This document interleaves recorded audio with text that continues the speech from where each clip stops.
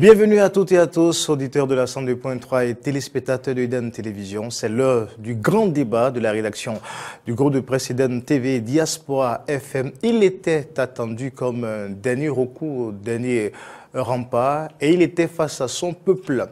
Ce jeudi, sur les écrans de la télévision nationale, Patrice Talon a été clair. Le processus électoral se poursuit par de prise d'ordonnance. Le président de la République a donné son point de vue par rapport justement à cette possibilité qu'évoquaient il y a quelques jours plusieurs observateurs. Il n'est pas question de prendre une ordonnance.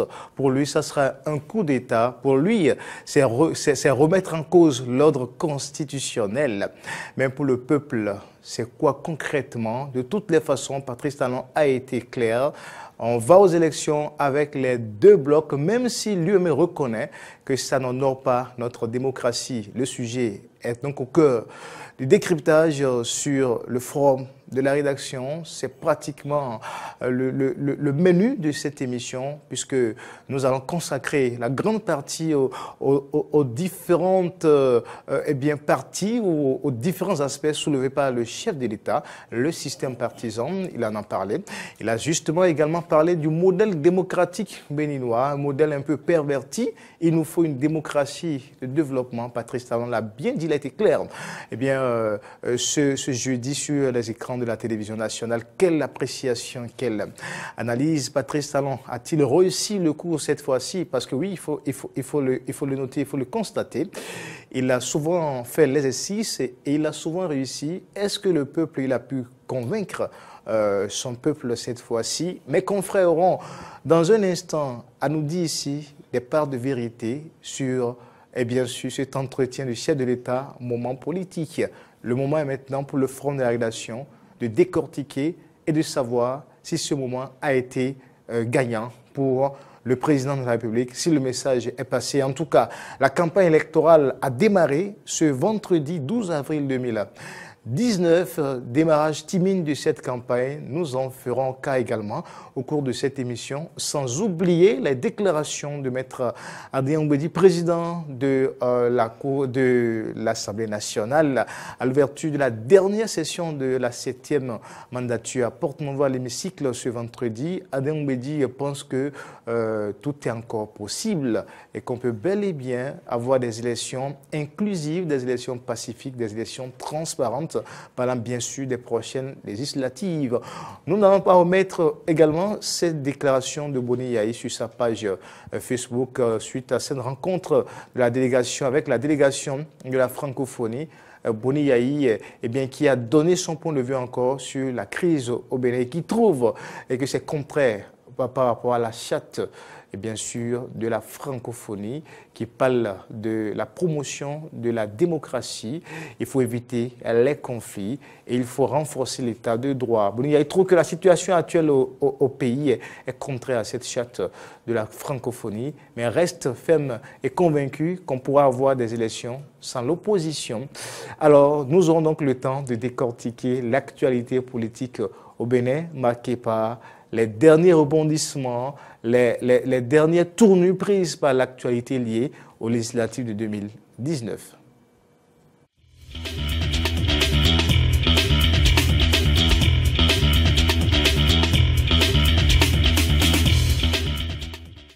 Le Resfri d'abord, bonsoir.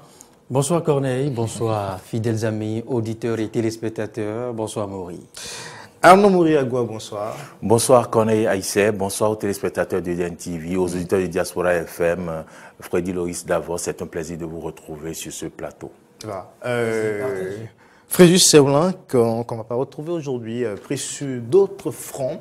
Igor Ontondi à la réalisation, Fiacre Voitan caméra et puis Didier Guédou au son. Voilà toute l'équipe qui nous accompagne pour cette émission. On va commencer, chers confrères, par cette sortie médiatique du chef de l'État, le moment politique. Nous avons suivi de long en large, de fond en comble, on est revenu sur quelques propos. La première question, pas encore des questions de fond. Loris Ferry d'abord, comment avez-vous trouvé le chef de l'État hier? Quelle a été sa posture selon vous au cours de l'exercice face au peuple? Eh bien, égal à lui-même. Égal à lui-même. C'était hier, c'était tout Patrice Talon.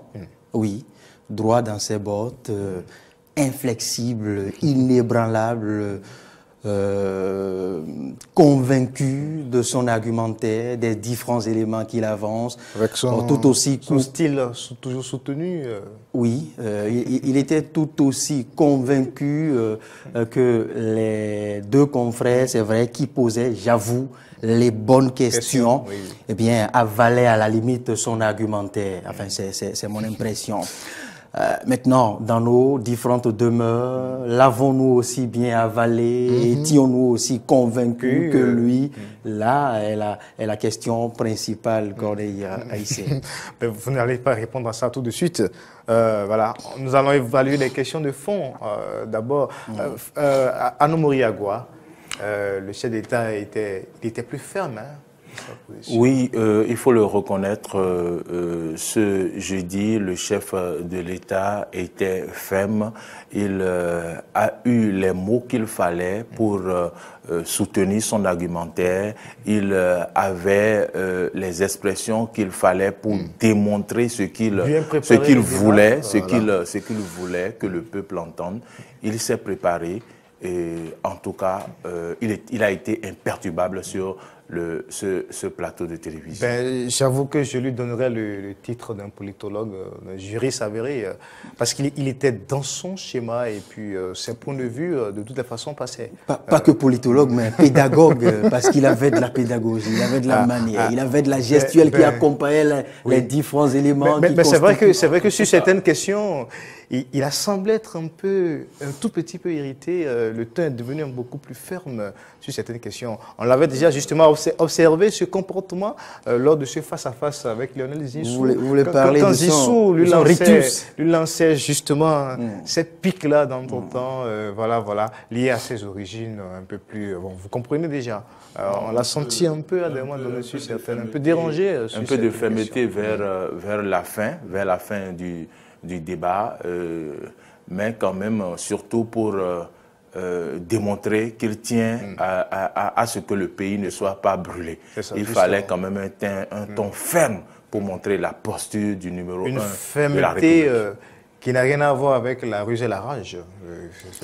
C'était une fermeté. Vous semblez bien le dire, qu'on est haïtien. Vous savez... Oui, parce qu'il ne faut pas confondre les choses. Non, il faut dire que sur ce détail, je parlais tout à l'heure de la gestuelle de Patrice Talon qui accompagnait les différents arguments qu'il avançait. Quand vous vous rappelez à l'entame de ce moment politique, de cet entretien à nous proposer hier par la chaîne nationale, il s'est permis d'abord, avant d'aborder la question principale, un léger commentaire sur la beauté, et, la formulation de l'introduction de Osias Sounouvou. Bien sûr. Et là, il a eu la bonne manière pour le dire. Il n'a pas manqué de qualifier le caractère frontal eh bien, d'une certaine question. Vous savez, c'est dit que sur ce détail, eh bien, je dirais que le collège d'intellectuels a bien travaillé sur ces détails. On a su lui dire que sur telle question, il fallait opter pour telle posture. On a su lui dire quand est-ce qu'il faille lâcher un léger sourire. Il y a eu, j'avoue, vous avez eu le mot juste, un bon coaching dans les pays développés. On parle du spine doctor. Eh bien, c'est le collège de politologues accomplis, de communicateurs et de psychologues qui corrigent et toilettent les moindres détails dans les coulisses des politiques, justement. Eh bien, j'avoue, sur ce détail, le jeu est bien fait et parfait. Et puis aussi, le sourire aussi. Hein. Vous le reconnaissez, ce sourire-là, qui parfois vous... à la limite, narquois. Vous séduit complètement et qui vous... mais au-delà de tout ça... Le sourire, mais au-delà de tout ça, en tant qu'analyste politique, un homme averti, nous, on a su lire entre les lignes et on a su voir les failles qu'il avait dans ses argumentaires. Et donc, c'est de ça que nous allons parler sur ce plateau. Alors, c'était pour déblayer un peu le terrain maintenant quant aux questions de fond. Loris Free, d'abord, quant aux questions de fond, je vais directement par rapport à ce qui a été attendu. Alors, plusieurs observateurs, on sait... c'était comme si, après l'échec de consensus à l'Assemblée pour l'adoption des lois modificatives complétives par rapport à la nouvelle charte des partis politiques et au code électoral. On pensait quand même qu'au niveau du chef de l'État, il y avait cette possibilité, l'ordonnance, la prise d'ordonnance, niet, parce que ça a été clair. Oui, parce que justement, nous y avons cru, enfin la plupart des Béninois y croyaient justement parce que le chef de l'État, au regard de ses prérogatives, avait cette disposition à sa portée qu'est justement l'ordonnance, la prise d'ordonnance qui pouvait en cette soirée du jeudi 11, mettre un terme justement à la suite du calendrier électoral et redéfinir justement le schéma, quitte à ouvrir une quelconque brèche aux différents partis ostracisés qui auraient pu y prendre part. Mais non, on l'attendait là et comme j'ai eu à l'évoquer ce matin, le président de la République, Patrice Talon, une fois encore, nous a permis de mieux appréhender avec une aise justement quelle est la différence sémantique entre l'intellectuel et l'intelligent. Je ne voudrais pas dire hier qu'il a été moins intellectuel, non.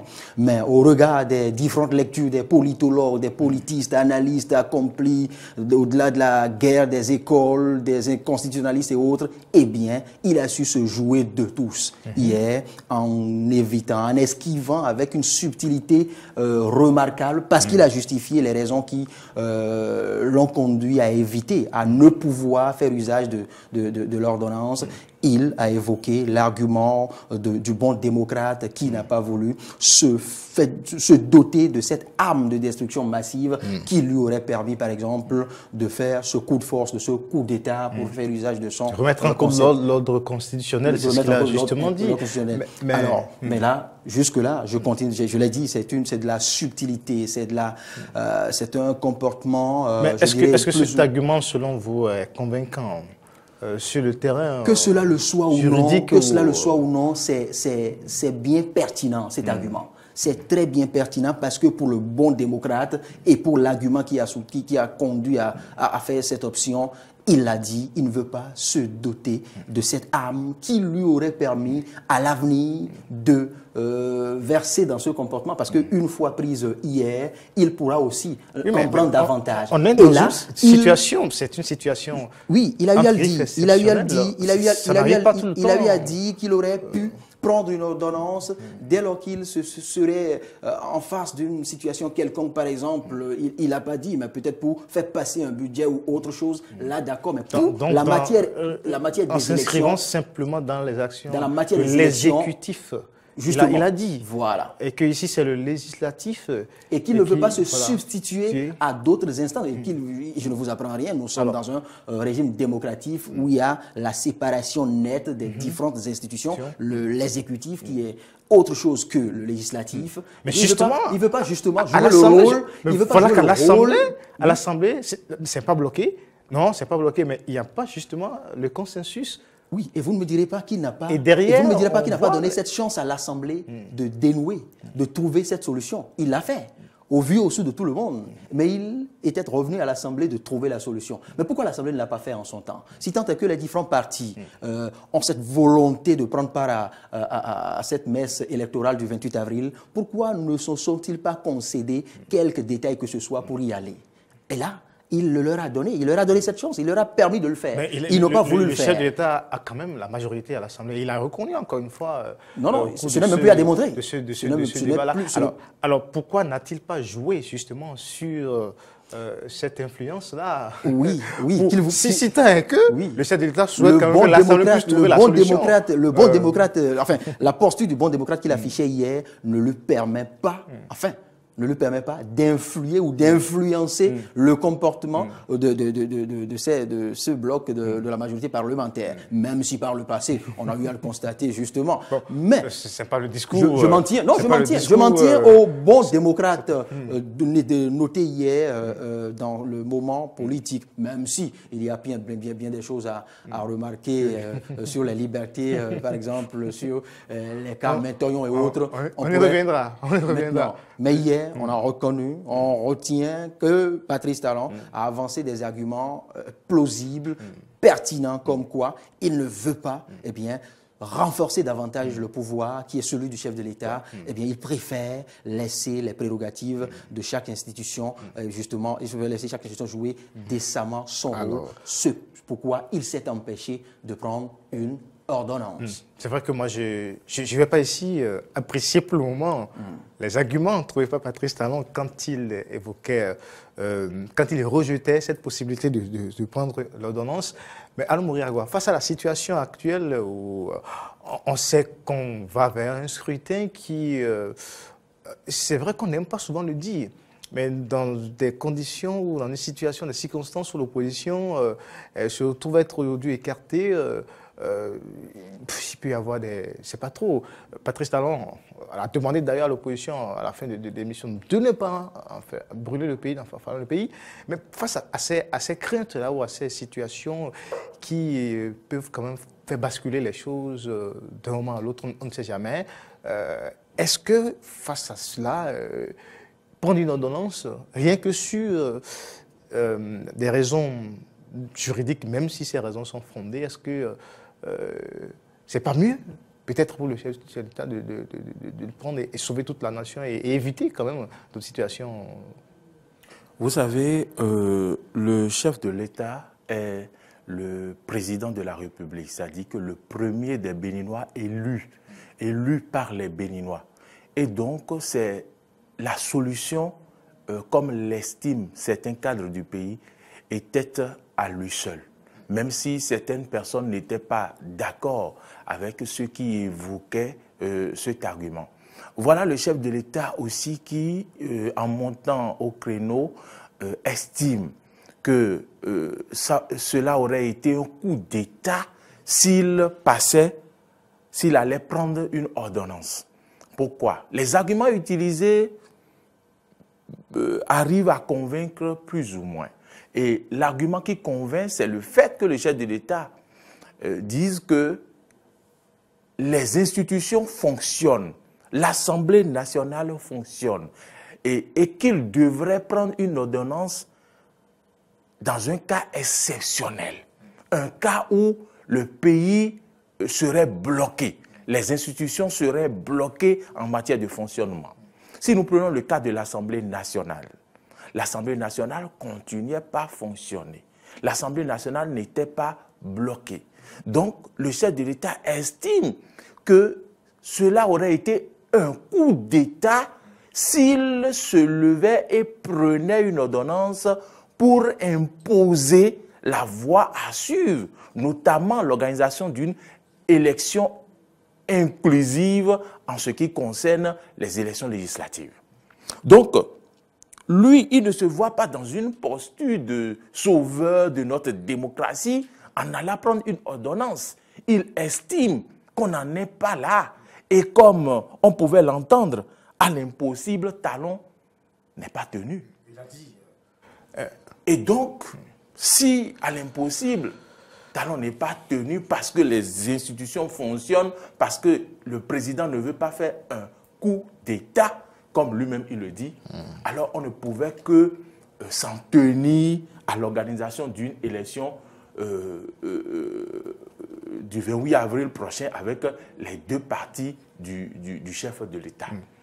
Donc, oui, sauver la nation en prenant une ordonnance avec le regard de certaines personnes qui se placent dans une certaine posture, on peut se dire que c'était la seule manière, parce que la conséquence de ce qui se passe, ce n'est pas seulement les élections du 28 avril, mais il y a aussi après les élections, la tension qui va naître, le sentiment de méfiance, de frustration qui va naître et qui va forcément déteindre sur l'ambiance nationale, si on le veuille ou non. Donc on ne voit pas seulement l'élection du 28 avril, on voit après les élections du 28 avril, on voit la poursuite de la vitalité de la démocratie béninoise. En fait, c'est ça que ces personnes-là qui estiment que le président devrait sauter ce verrou-là qui plombe l'aile à la participation des partis de l'opposition à l'élection, qu'on devait sauter. Non seulement, il faut le rappeler, ce n'est pas seulement les partis de l'opposition, il y a aussi des partis qui soutiennent le chef de l'État qui sont concernés, comme le PRD, l'UDBN. Et donc, je pense que le chef de l'État est venu quand même pour se justifier de ce qui est. Mais, si vous me le permettez, à l'Assemblée nationale, vous avez vu les comportements qu'il y a eu avec les députés du bloc de la majorité parlementaire. Pas eux tous. 36 députés ou 35 députés qui s'appellent les faucons.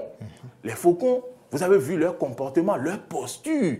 Et donc, cette posture, si le chef de l'État estime qu'il voulait vraiment aller au dégel de la crise. Que la solution soit trouvée à l'Assemblée. Que la solution soit trouvée à l'Assemblée.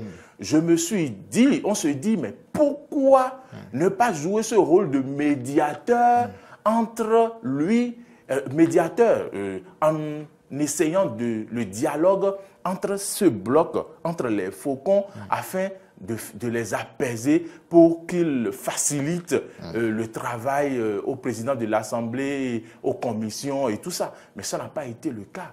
Et de l'autre côté, il faut aussi comprendre que cette situation, forcément, qu'elle arrangeait les députés des deux blocs.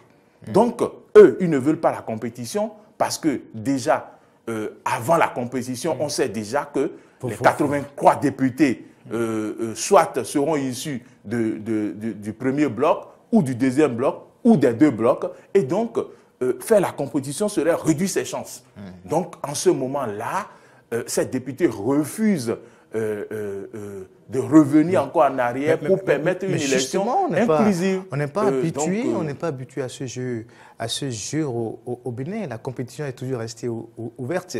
Et puis, là où j'avoue que j'ai du mal à comprendre certaines déclarations du chef de l'État, surtout dans ces arguments, quand il rejetait la possibilité de la prise d'ordonnance. Patrice Talon reconnaît quand même que ça n'honore pas la démocratie que de voir que des partis qui soutiennent le chef de l'État. Il a dit que c'est vrai que ça n'honore pas, ça va bien pour l'image de la démocratie béninoise, qui est que des partis qui soutiennent le chef de l'État engagé pour les élections présidentielles, que l'opposition n'y participe pas, et qu'il reconnaît également que dans ces conditions, la démocratie s'essouffle. Mais au même moment, il trouve quand même que prendre peut-être une ordonnance pour régler cette situation-là serait et puis un coup de force ou un coup d'État ou remettre en cause l'ordre constitutionnel. Le président a dit que l'image du pays le plus démocratique ne passe pas avant le choix intérieur qui participe au développement du pays. Oui.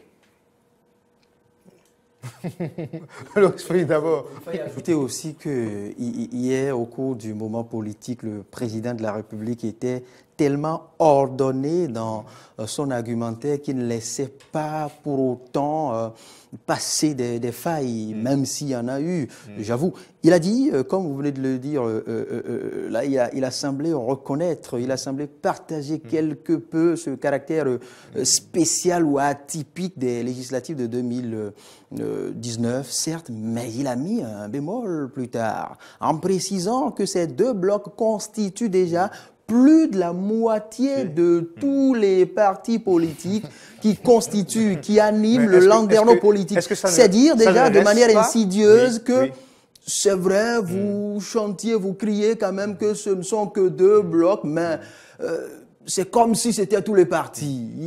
Cela laisse transparaître qu'il n'y a que quelques-uns. Ça veut dire qu'il n'y a que quelques-uns. Le nombre des déchus, le nombre des ostracisés est si ou arithmétique qu'on peut s'en passer. Est-ce que ça ne reste pas que des Cela reste, qu'on le veuille ou non, cela reste, qu'on le veuille ou non, des considérations mathématiques et arithmétiques. Parce que des considérations qui ne qui ne peut pas venir convaincre le peuple de ce que, même si c'est les 200%, même si c'est les 200% des partis politiques. Il en est extrêmement convaincu lui-même. Et on le sentait, on le vivait. Alors, il dégageait la conviction. Je nous propose de suivre un extrait de cet entretien pour mieux relancer ce débat. Je dois vous avouer, et je m'en voudrais de ne pas le dire, cette réforme du système partisan n'a pas été l'initiative du président de la République. On l'oublie trop souvent et il convient de rétablir cette vérité. Nous avons, les Béninois, toutes tendances confondues, nous avons tous une certaine conscience de l'état de déliquescence du système partisan. Depuis 1990, depuis la conférence nationale, nous avons opté et instauré un système partisan pluraliste et qui, depuis, a fait ses preuves et son chemin. Et il est malheureusement à constater que c'est davantage les perversions de ce système qui le caractérisent aujourd'hui. Et ne rien faire serait une faute de la classe politique. Et je veux dire que ce choix qu'a fait la classe politique, toutes tendances confondues, pour réformer le système partisan, est à saluer. Je l'ai salué, je l'ai appuyé, bien qu'il n'ait pas été à l'origine. Moi, je n'ai jamais dit, M. Sounouvou, que l'issue de ce processus nous a conduits dans l'impasse. Je n'ai jamais dit ça, je n'ai jamais utilisé ce mot. C'est vrai que ce qui se dessine n'honore pas l'image de la démocratie béninoise. Je l'ai dit, je l'ai constaté, et j'en ai été bien désolé. Mais nous ne sommes pas dans l'impasse. Et il faut le rétablir, c'est par abus que nous le disons. Ce n'est pas parce que ce qui se passe n'honore pas l'image démocratique du Bénin que cela constitue un blocage du fonctionnement démocratique du pays. Pas du tout. Voilà. Nous ne sommes pas dans l'impasse. Frédéric Serment, enfin, Frédéric d'abord, nous ne sommes pas dans l'impasse, mais pourtant, depuis ce 6 mars, le chef de l'État a dû renvoyer les députés à l'Assemblée nationale pour pouvoir trouver une solution à ce que je peux appeler peut-être, est-ce que c'est une crise? Est-ce que c'est l'imbroglio? Est-ce que c'est l'impasse? En tout cas, pour le chef de l'État, il n'y a pas d'impasse. Oui, peut-être que c'est le concept ou la forte sémantique que cache le concept impasse qui dérange. Mais maintenant, concédons ce choix. Ça dépend des positions des camps. Tout compte fait de quelque camp que ce soit, il est clair qu'il prévaut aujourd'hui un calme tendu. Il est clair qu'il prévaut une situation exceptionnelle, comme je l'ai dit, atypique, une première dans l'histoire du renouveau démocratique qui rappelle quelque peu les bien vieilles époques du monopartisme. Je ne veux pas vous rappeler les périodes de crise de 1960 à 1975, le Bénin dit de l'enfant malade de l'Afrique et celle qui a suivi, celle révolutionnaire de 75 à 90. C'est vrai que nous n'y sommes pas encore, on en est bien loin, mais toujours est-il qu'à considérer rien que la couleur, la posture, l'ossature ou la configuration actuelle du landerneau politique, parce qu'il faut le préciser, à ce jour, deux grands partis animent au regard des tests, des nouveaux tests. Je veux parler de la charte des partis politiques et du code électoral. Deux grands partis animent toute la vie politique béninoise, constituent, je veux dire, le système partisan béninois. Alors, si le chef de l'État en vient à dire en l'espace d'un mois ou de presque un mois qu'il n'y a pas impasse, peut-être que le chef de l'État ne l'appréhende pas comme impasse, mais reconnaît quand même qu'il y a mal donne, reconnaît quand même qu'il y a, je dirais, quelque chose qui ne va pas, qui dérange quelque peu, même s'il ne l'appelle pas impasse, parce que c'est parce qu'il a constaté sûrement qu'il y a un hic, c'est parce qu'il a constaté qu'il y a un dysfonctionnement, qu'il a convié déjà 2 fois de suite les différents partis politiques. Comment peut-on qualifier cela alors? C'est une crise, pas encore une crise. Enfin, on peut faire usage de tous les concepts possibles. Toujours est-il qu'il y a crise. Il y a crise et, comme le chef de l'État, je ne voudrais pas me cacher derrière les concepts, je voudrais me refuser de faire usage de l'impasse. Pour moi, il y a bel et bien impasse. Mais il revient au président de la République, et selon les arguments dont il dispose, de se refuser, d'opter pour ce déni de la réalité. Parce que le chef de l'État, hier, vous l'avez constaté, n'a pas reconnu qu'il prévaut au Bénin une crise, une impasse. Il était si serein qu'il démontrait à la limite que les partis d'opposition, les partis exclus pour le moment, ne devront que s'en prendre à eux-mêmes parce qu'ils auraient fait preuve de largesse, parce qu'ils ne se sont pas pris au sérieux au moment opportun. Ça, je dis, vous le savez, c'est un argument que non seulement en partage le chef de l'État, mais je dirais tous les ténors des 2 blocs élus, parce que nous les avons reçus, vous l'avez plus d'une fois sur les plateaux. L'argument fétiche qu'ils avancent, c'est que les partis d'opposition se sont amusés tout le temps pendant qu'eux autres travaillaient à constituer les pièces et autres. Mais nous l'avons tous suivi au regard de la chronologie des événements. Eh bien, les autres ont connu l'obstacle principal qu'est le certificat de conformité qui ne figurait pas en disposition formelle dans les 2 textes, que ce soit le code électoral que dans la charte des partis politiques. Il a fallu, je dirais, un réveil d'un certain moment, de dernière minute de l'instance fêtière qu'est la Cour constitutionnelle pour instituer ce document, un document, je dirais, principal, un document qui passe d'abord, je dirais, avant même les préliminaires. Et justement, sur la question du traitement de faveur, le chef de l'État... Je voudrais bien réagir sur la question d'impasse. Est-ce qu'il y a impasse ou pas? Impasse, encore appelé cul-de-sac. C'est une situation qui paraît n'offrir aucune issue favorable. Qui paraît n'offrir aucune issue favorable. Et la situation que nous avons vécue, c'est une situation que nous vivons, qui n'offre aucune situation favorable à ce que nous ayons une élection de tous les partis. Ça dépend. Oui, je viens. Des positions. C'est justement de tous les partis politiques au départ sur la ligne qui ont voulu participer aux élections. Alors, mais si le chef de l'État estime qu'il n'y a pas impasse, peut-être que lui, il se place dans une position où il estime que les partis n'ont pas fait ce qu'ils devraient faire. Il est allé plus loin. Les partis n'ont pas fait ce qu'ils devraient faire. Mais donc, on a quand même vu les partis constituer des dossiers. On a vu des partis qui ont déposé des dossiers. Il y en a même qui ont repris les assemblées générales. Il faut même reconnaître que le chef de l'État a banalisé, a minimiser le fait que ces partis ne puissent pas prendre part à ces joutes électorales. Et il allait jusqu'à dire que ce n'est pas... Est-ce que tout ceci répondait à un plan bien ficelé? C'est ça? Vous voulez dire que ça répond à un plan bien ficelé? Est-ce que cela répond à un plan ou c'est une pure coïncidence de la mise en place, de la mise en application des réformes?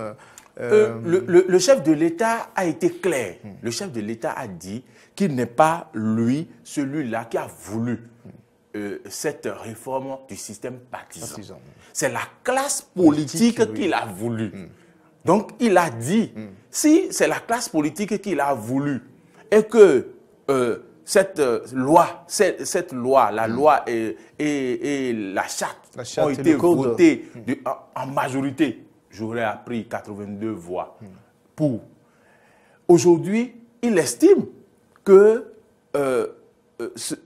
si tout le monde, Qui implique toute la de classe remettre en politique a cause, voté, voilà. alors il ne voit pas pourquoi aujourd'hui Il faut remettre en il faut cause. remettre en cause. Mais qu'il Il faut remettre en statuer sur cause ces lois. les Voilà. détails Et- aujourd'hui qui posent problème. Et Ah, mais permettez-moi justement, en même par temps de rapport- faire par rapport à ces l'autre pan détails. de l'analyse. Il me semble que, comme nous avions l'habitude dans ce pays de voter des lois qu'on n'applique pas souvent, qu'on ne met pas en Ah oui, je application, suis d'accord avec vous, hein, l'opposition, vous savez. je ne dis pas l'opposition, en votant ces lois à l'Assemblée nationale, il y a eu certains députés qui ont dit, bon, qui se sont dit peut-être, bon, c'est comme ça, on vote, mais on ne va pas l'appliquer maintenant, quoi. Peut-être que c'est après, Non, après qu'on va l'appliquer. Mais le cas spécifique Comme, de comme cette le thèse- cas de la loi sur l'utilisation des sachets Sachets. qu'on a voté à l'Assemblée, mais qui a mis des années avant qu'on ne remette ça sur tapis pour son exécution. Et donc, si les députés disent, bon, on vote des lois, hein, mais bon, on va voter quoi? On va voter, laisser ça là d'abord. Et donc, si on vote, alors que celui qui, je ne sais pas, le chef de l'État, dans ses réformes, dans son, comment on appelle ça? Sa vision. Dans sa vision, son projet de société, estime déjà que c'est des questions rapidement à régler. Donc, il fallait s'y attendre. Et donc, l'autre erreur de l'opposition, il faudrait que je souligne, je la souligne en même temps, est que l'opposition n'a pas pu se mettre ensemble. Dès le départ, l'opposition mais devrait en déjà entendant- se constituer en en train de un seul bloc. soulever, En un seul bloc. Cet aspect, en entendant de soulever cet aspect par rapport au vote, à l'étude des lois, justement par rapport à ces deux lois qui aujourd'hui posent problème à polémique, on a encore l'impression que les parlementaires aussi ont adopté des tests que eux-mêmes ils ne maîtrisent pas. C'est quand même...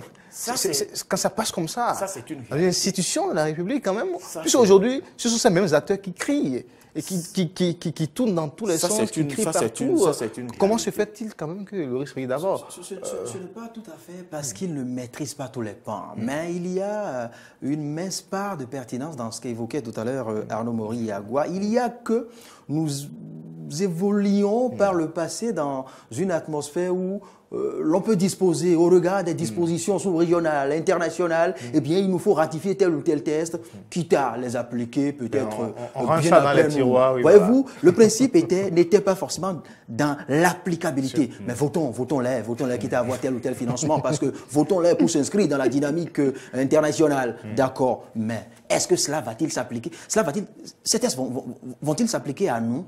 Ben là est la question que les nôtres ne se sont pas posées. Peut-être qu'ils pensaient que, voilà, ces tests resteront peut-être qu'au soir du mandat de Patrice Talon, on les mettrait sur le tapis, quitte à les faire subir par les autres législatures. Bien malheur en a pris. Et ils sont appelés à le subir, à y goûter d'abord et à en donner maintenant la saveur aux autres. Alors, Et un autre détail, il faut ajouter aussi à cela, parce que, qu'on le veuille ou pas, c'est parti de l'Assemblée, c'est une proposition, ces tests sont partis comme ça de l'Assemblée. Mais pourquoi corser alors les critères de sélection pour participer à la compétition électorale? Parce que le chef d'État a reconnu que oui, la loi a été rigoureuse, un peu corsée. Mais pourquoi? Mais c'est ce que je vous Pourquoi disais. pour des réformes, quand même, le système partisan, des réformes à apporter, pourquoi déjà au début, à l'entame, il faut corser? Vous savez qu'aujourd'hui, Ça répond à quelle vous savez logique, qu'aujourd'hui, qu'il y a certaines vieilles dispositions de notre loi fondamentale aujourd'hui que tout le monde partage, qui appréhende comme caduque, qu'il faille toiletter parce qu'à l'époque, ces tests étaient, je dirais, taillés sur mesure, rien que pour ranger le général Mathieu Kérékou, parce que il était visé, c'était le principal objectif, et tout était taillé en sa faveur. Mais maintenant, passé les généraux Mathieu Kérékou, eh bien, les jeunes d'alors ont tous subi. Aujourd'hui, demandez à certains ténors de la classe politique si vraiment ils ne sont pas tentés, s'ils ne sont pas, si l'idée ne leur passe pas dans la tête de pousser un peu les 70 ans au-delà des 80 ou 90, ils vous diront oui. Mais à l'époque, celui qui était le plus proche des 70, c'était le général Mathieu Kérékou qu'on voulait ranger, qu'on voulait... puisque le sachant bien ancré sur tout le territoire national, il faille maintenant le soumettre à la rigueur des tests. On a pu le faire.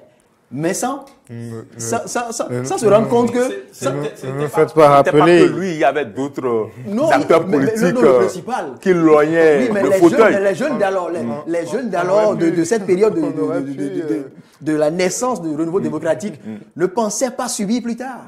Vous ne sentez pas... Et l'autre borne, vous l'avez oublié, les 40 ans.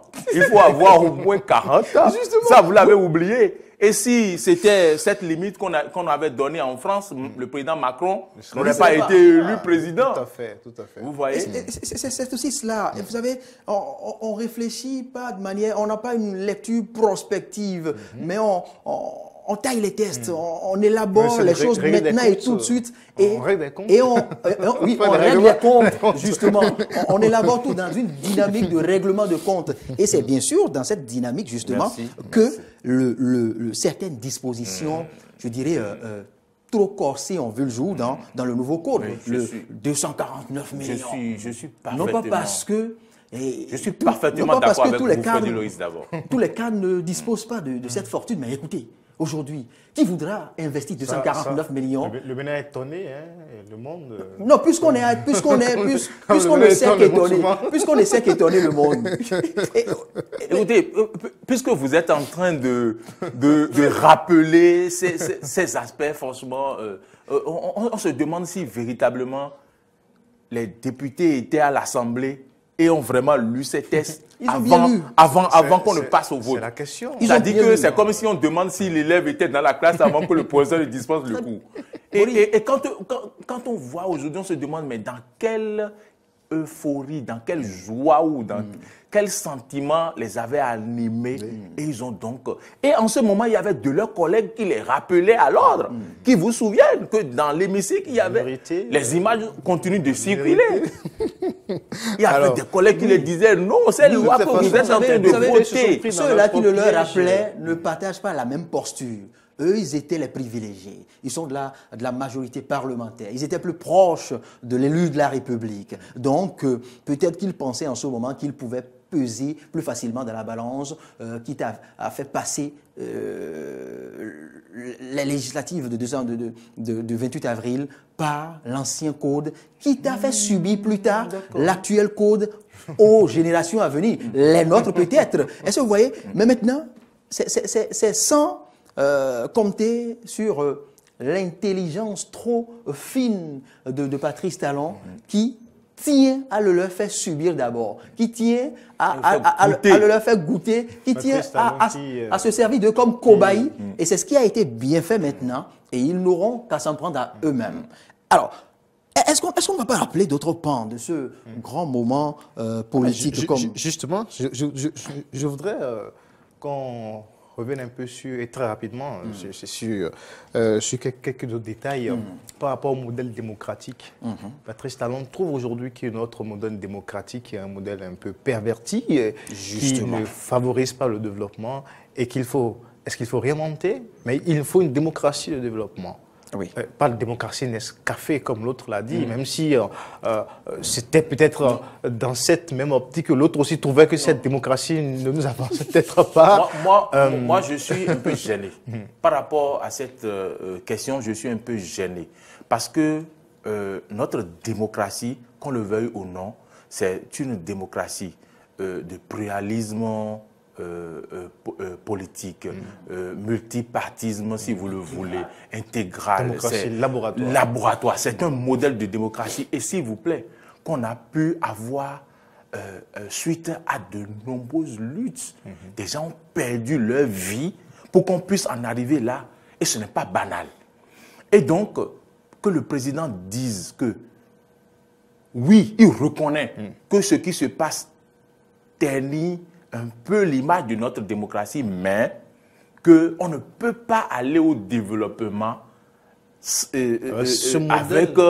en sauvegardant un modèle, l'autre modèle de démocratie. Est-ce que c'est véritablement le modèle qui pose problème? Ça me gêne beaucoup. Les hommes qui animent cette démocratie-là, Fréjus, Loris Fréjus d'abord. C'est les deux à la fois, Corneille. Maurice, c'est les deux à la fois parce que il n'a pas manqué de préciser que les responsables des partis politiques se servaient de leur parti comme un fonds de commerce. Voilà.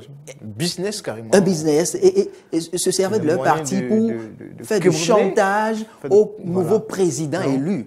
Et s'il le dit, je voudrais bien croire qu'il en a sûrement été victime ou qu'il en sait quelque chose. Il est resté longtemps dans l'ombre. Dans les coulisses. Et il maîtrise, justement. Ce n'est pas l'intrus qui ne connaissait pas la maison. Justement, c'est justement ici l'intrus qui connaît un peu trop bien la maison, qui maîtrise le cadastre, qui maîtrise la parcelle, le plan, bien même plus que les locataires. Les codes. Le cours de la fondation jusqu'au dernier étage. Et il le leur démontre.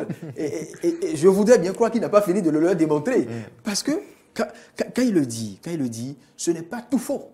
Ce n'est pas tout faux, parce que quand la plupart des responsables de partis politiques se sont résignés, ont tenté de résister à cette volonté de réformer l'univers politique, le landerneau politique béninois, c'est justement pour pouvoir continuer à détenir certaines prérogatives, pour pouvoir détenir une certaine forme de parcelle quitte à monnayer, quitte à vendre au président, pas seulement au président actuel, mais ceux qui viendront. Parce que vous savez, on ne négocie que compte tenu de l'ancrage de son parti, compte tenu du nombre de députés élus à l'Assemblée nationale. Et si vous alliez, par exemple, si Maury se présente avec un président élu, avec 10 députés à l'Assemblée, et que je me présente avec 5 députés, vous convenez avec moi que Maury serait pris plus au sérieux. Et Maury décrochait plus d'ambassades, décrochait peut-être plus de ministères, décrochait plus de directions. Il faut le système partisan. Mais connaissant le génie du Béninois, surtout parfois dans les mauvais tours, mauvais côtés et autres, ce système partisan peut bel et bien se retrouver aussi, si le Béninois se retrouve dans son génie, dans ce système, peut bel et bien polluer ce système-là. Se retrouver encore, peut-être à dénoncer d'ici quelques années, 5, 10 ans. Est-ce qu'on n'y est pas déjà? On y est déjà. C'était juste une parenthèse. Anno Moriagua et puis Fréjus, je dis Fréjus, l'homme, décidément, le d'abord plane complètement cette émission. Alors, maintenant, on prend le président au mot. Vous l'avez tous entendu. Pas pour faire des supputations, ni pour créer des polémiques. Alors, celui qui me succédera dans 10, 15, 20 ans, dans 10, 15, 20 ans. Oui, dans 10, 15, 20 ans. Le président de la République a déjà dit dans 2 ans ou 7 ans. Il avait dans 2 ans ou 7 ans, on peut comprendre que. Il avait dit que. Entre-temps, on peut avoir un second mandat et puis on en finit. Oui, mais dans 10, c'est que le mandat, il se pourrait qu'on renouvelle le mandat. Si on renouvelle, maintenant, 15-20 ans, il se pourrait qu'on saute un verrou au niveau de la Constitution. Oui, parce qu'on entend déjà un député parler de. Par exemple, le verrou qui limite le mandat à 2 ans, on peut sauter ça. Le président peut briguer autant de mandats qu'il veut. Comme à l'ouest. Ça veut dire que vous allez donner raison à ceux qui pensent qu'un parlement monocolore peut nous conduire à des situations. Non, s'il vous plaît, le président même a dit que même actuellement, il avait les armes à l'Assemblée pour faire tout ce qu'il veut, il ne l'a pas fait. Donc, on peut lui faire confiance. On ne peut pas déjà dire qui sont plus renforcés maintenant. Oui, mais attendez, j'y arrive, qu'on ne peut pas déjà dire que dès qu'il aura le Parlement, il pourra faire ce qu'il veut. Mais il dit ça pour dire celui qui va me succéder dans 10, 15, 20 ans. C'est pour dire que ce n'est pas impossible. C'est pour dire que ça pourrait arriver. Donc, il nous prépare. Mais peut-être que ce n'est pas pour dire que c'est forcément ça peut arriver comme ça peut ne pas arriver. 20 ans, le peuple aussi va aviser. Oui, le peuple avisera. Quand on sera à 15-20 ans, le peuple avisera. Donc, c'est cela. Ah oui. Mais ça a été quand même intéressant, ce décryptage. Ce fut un débat intéressant, mais ce débat serait intervenu beaucoup plus tôt, qu'il aurait été plus opportun. Juste au lendemain de la rencontre avec les présidents d'institutions.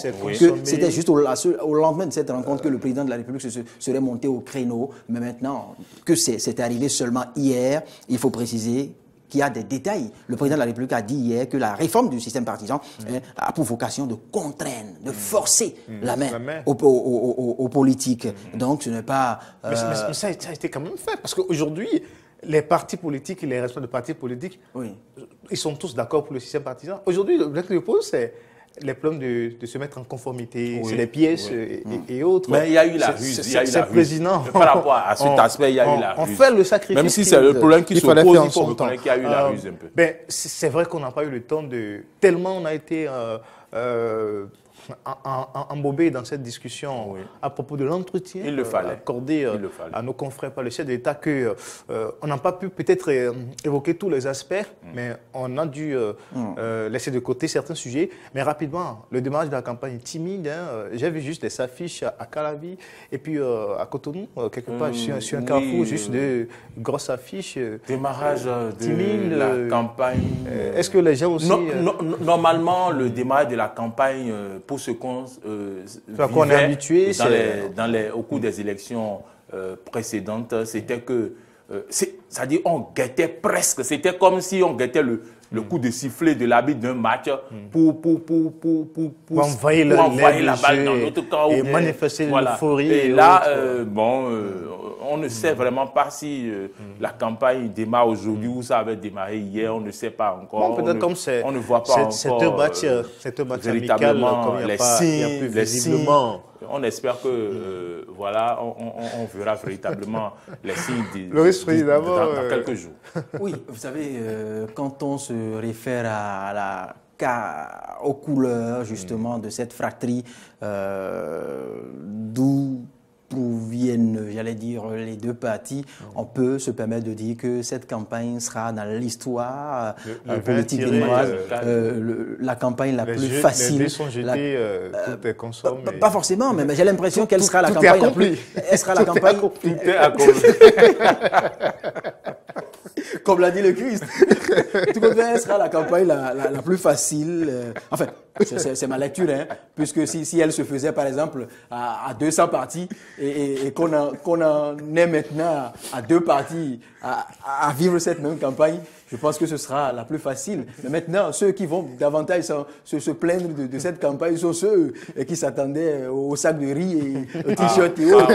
Mais maintenant, est-ce que les sacs de riz pleuvront comme d'habitude? Est-ce que Non, la loi a déjà encadré tout ça. C'est un an avant qu'il faut prendre des sacs de riz, qu'il faut prendre les t-shirts et tout. Donc, tout est accompli. On ne peut rien attendre. Le déroulement de la campagne électorale. Quand vous prenez X localité avant, quand vous prenez X localité et que c'est 40 partis en liste, ça faisait 40 sacs de riz. Les 40 passaient. Et même si on devait partager 500 francs, 1000 francs, eh bien, c'est pas pour encourager l'achat. C'est pas pour encourager l'achat de conscience. Chaque jour, on était sûr d'avoir au moins 5 000 ou 2 000. Mais maintenant, chaque jour, il faut... C'est peut-être 1000 ou 1000 francs.